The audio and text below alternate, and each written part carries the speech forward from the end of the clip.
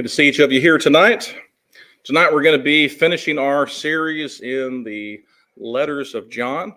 So we're going to be talking about 3rd John tonight. There's a lot of parallels between 3rd John and 2nd John. They're both addressed to individuals, both affecting issues that are concerning the Christians in their location there. And a lot of the content of 2nd and 3rd John really deal in application of what he talked about in his first letter. There's a continual emphasis on truth. And just to put it out there, when we talked about 2nd John, I titled it Walking in Truth. And 3rd John, I really wanted to title it Walking in Truth, but I felt like, well, that's probably not a good idea to do the same thing. But the phrase is used again in 3rd John, just as it is in 2nd John. So we're just going to call it truth and call it good there. But a big emphasis on that, and of course that's a good thing. But let's go ahead and get into this letter, and a lot of good things contained in it. First of all, there is a prayer by John for the health of Gaius. And if you look in verse 2 in particular, he says, "Beloved, I pray that in all respects you may prosper and be in good health, just as your soul prospers." And so that's an interesting phrase there. He wants everything to go well with Gaius, that he would be in good health as it goes well with his soul. And I don't know that I've ever really thought about this before, but would you want somebody to pray that for you? Would you want someone to pray that your physical health would mirror your spiritual health? I think that's a very interesting thought to consider. What would that look like exactly? I imagine some people that would scare them to death, would it not? It would scare them considering what their spiritual health looks like if your physical health was a reflection of that. Let's face it, many people would be dead. Many people would be very sick. Many people, their sickness would go on, and they would never seem to get well because that's the condition of their soul. Kind of scary to think about. Some people would never get sick. Some people would have great health and all would go well, and that's something encouraging to think about as well. But I just think that that's worth talking about and thinking about, considering if you mirrored that between your physical health and your spiritual health. So along that line, think about the confidence that John has in Gaius to be able to utter those words, knowing that Gaius is walking in truth, as is mentioned there in verse 3. "I was glad when brethren came and bore witness to your truth, that is, how you are walking in truth." John has such confidence that he can say that he wants his physical health to be the same as his spiritual health. And that's real encouraging to think about. And again, quite a visual when you think about what does that mean for you? What does that mean for others? John has no greater joy than hearing that some are walking in the truth. And that should be encouraging for us as well. So that's certainly something I don't remember really studying or thinking about much before, but one that is interesting to consider. Would we want somebody to pray that for us? Walking in truth displays love. John goes on here to commend Gaius for his faithful working in the kingdom. Notice what he says here in verse 5. "Beloved, you are acting faithfully in whatever you accomplish for the brethren, and especially when they are strangers." Gaius is helping out his Christian brothers. He's doing things for those that he doesn't even know. And these brothers are going as far as testifying about the kind of love that Gaius has shown. When you look at verse 6, it says that they bear witness to your love before the church, and you will do well to send them on their way in a manner worthy of God. So it's being talked about. Gaius is doing these good things. These people are going on and talking about what good things Gaius has done. And certainly verses 7 and 8 gives us a great picture of Gaius's hospitality. He's obviously helping them financially. Verses 7 and 8 says that they went out for the sake of the name, accepting nothing from the Gentiles. Therefore, we ought to support such men that we may be fellow workers with the truth. And so Gaius is doing this work. It's doing good things for those that are proclaiming the truth, teaching the gospel. It's a emphasis that is talked about here, and really, Gaius is viewing these things as important. He's viewing this as his brethren, and that's encouraging to John that he's talking about these things, fellow workers in the truth, and this good work that Gaius is doing. That should be an attitude that we have towards the truth for those that proclaim the truth, and thinking about just how important that really is. A love of our brethren, a love for truth, and walking in that, and wanting to do good in whatever way and capacity that we can. Now, we know that that's not always the case. Maybe this would be a good spot to rant about those that don't love the truth or don't appreciate those things, but we need to see this for what it is, as a great praise that John issues here to Gaius about the work that he's doing, the help that he is offering to those proclaiming the gospel. And John is encouraging him to do that as well. And we need to be encouraged here as well. I appreciate so much the generosity of this congregation, the love that you have for the gospel and truth, not just with me being here, but all the preachers that have come through the years, all the people that have been supported in other places over the years. That goes a long way in showing the appreciation that you all have for the truth of the gospel, both locally and elsewhere. But I would also encourage you to continue in that, in thinking about those things, and being generous in those things. And just as John says, it's a faithful thing, and it's one that we ought to have joy in, supporting the workers for the truth. So John spent some time in that, in talking about those things, and making sure that Gaius knows that he is appreciated for the work that he has been supporting, and the encouragement that he's been given. And I think that's a good lesson for all of us as well, to think about our priorities, to think about how we view that, and of course, be encouraged in that as well. All right, verses 9 and 10, we kind of take a little bit of a turn here when we talk about this man named Diotrephes.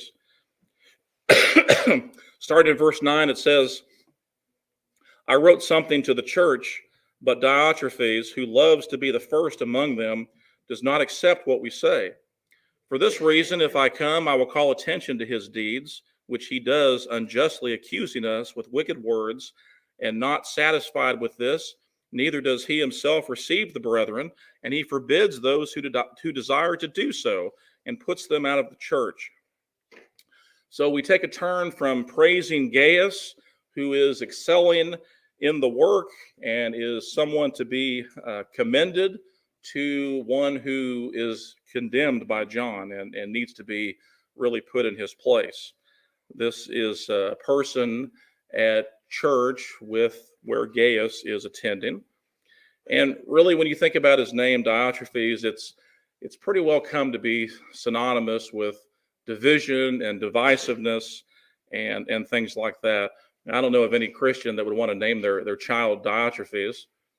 Not that that might be high on your list anyway, but because we know the word and know what he's attributed to, just as you probably wouldn't name your daughter Jezebel, because it carries with it some sort of understanding in who this person is. John says he loves to be put first. We don't really know anything about Diotrephes other than what he says here in this letter, but there's quite a bit there just in these couple of verses.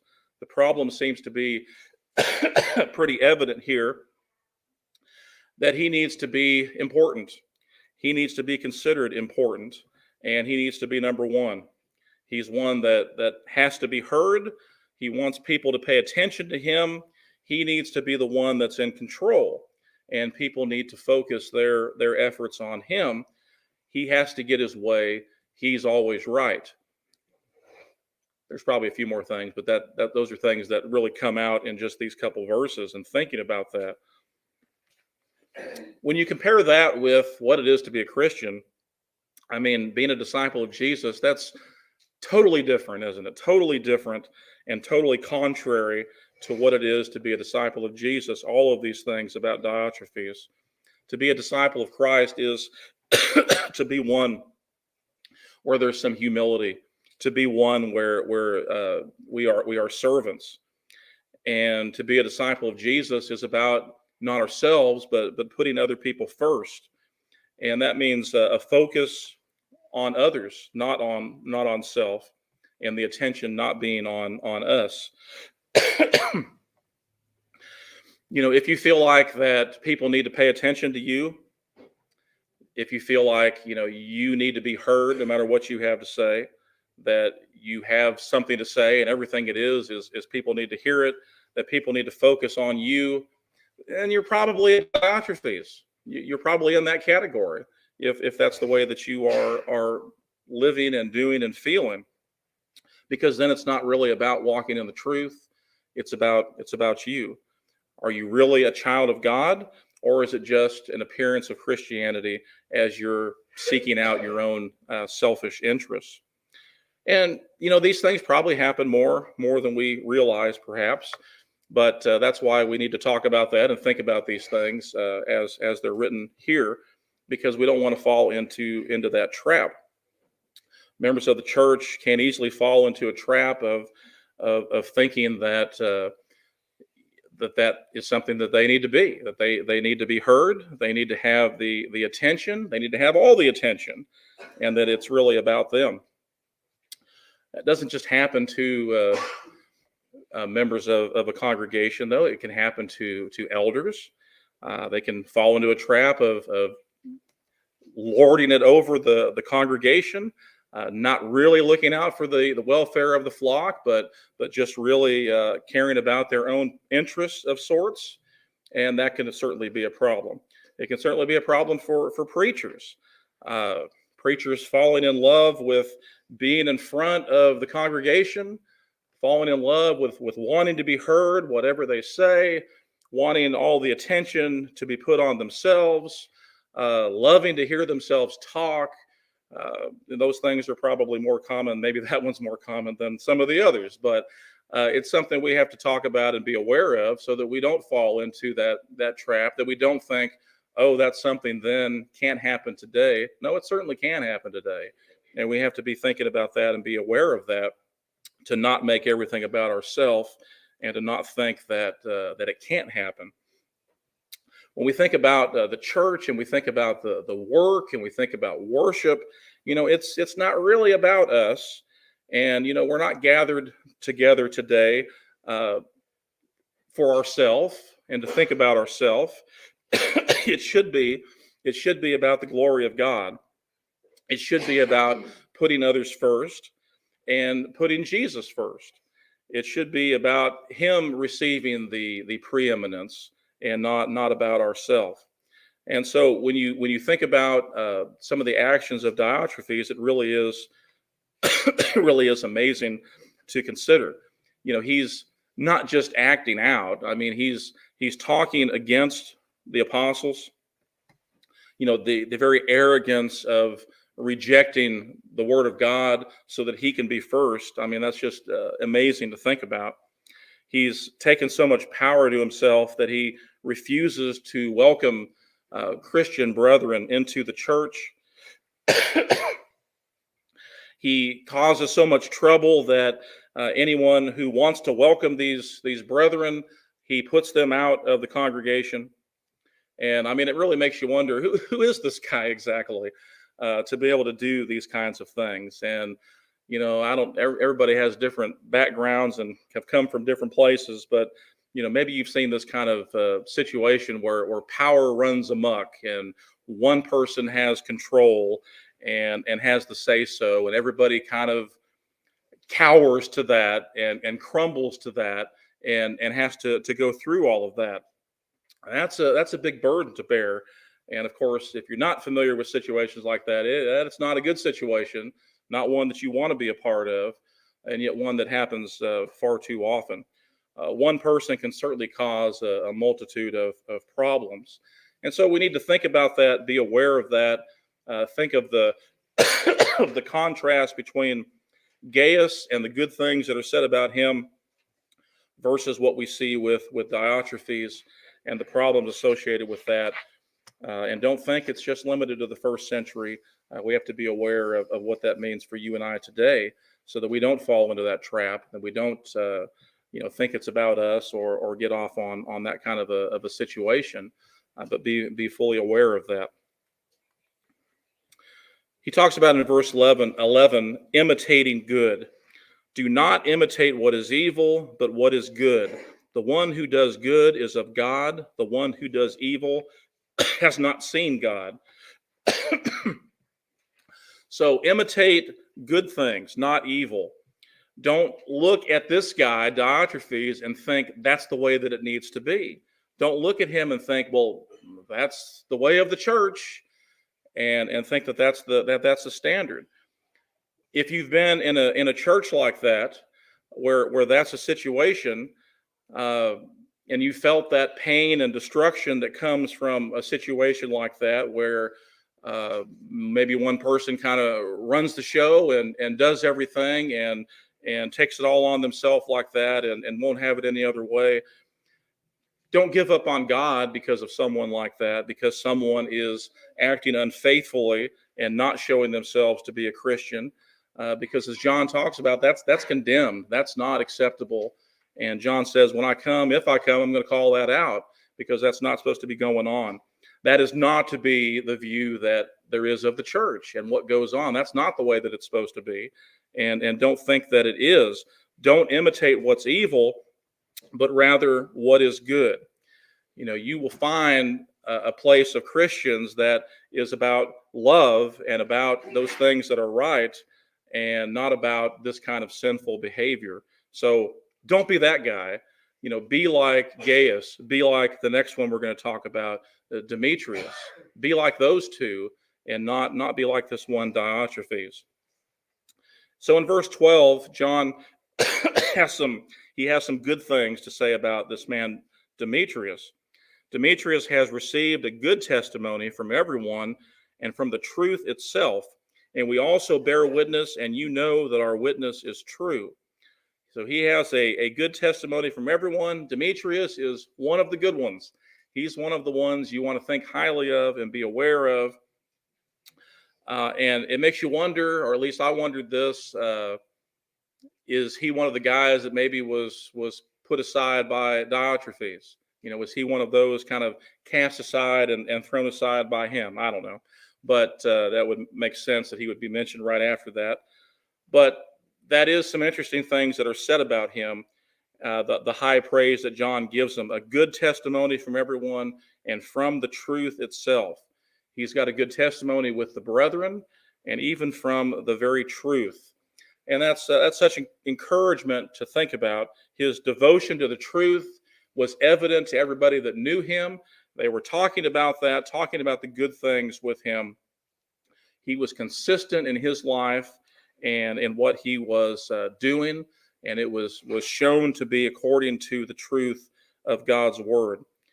Walking in the truth, it is about taking a step back, not making it about yourself, being humble yourself, working in the kingdom of God, putting Jesus first and not ourselves, and looking at things a little bit differently. Diotrephes wasn't doing that and was going to the other extreme, but Gaius and Demetrius here, a lot of good things said.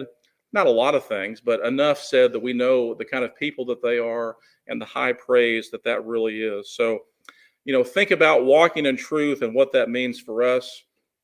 Think about the good things that are said about two of these three men that are mentioned here, and what that means for you and I. What a great letter, even though it's short, with both the highs and the lows, the good things and the bad things.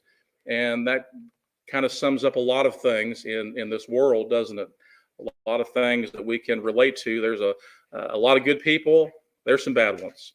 What are we going to imitate? That's what it comes down to. Are we going to walk in the truth, or are we not? Are we going to imitate those things that are good and righteous and be like the Lord, or are we not? Those matters are up to us. The choice we have to make is, who are we going to follow? Who are we going to imitate? So I will leave you with that tonight as we think about ourselves, think about what our priorities are. How are we walking? Would some of these things be said about us? Would John be pleased that we're walking in the truth and that truth itself is bearing witness to that? Or would we be somebody else that is mentioned? Hopefully not. But we want to make sure that we all have the opportunity to do what's right tonight. If our life is not in harmony with His Word tonight, if we can help in any way, please let me know by coming forward. Together we stand and sing. Have you been to Jesus for the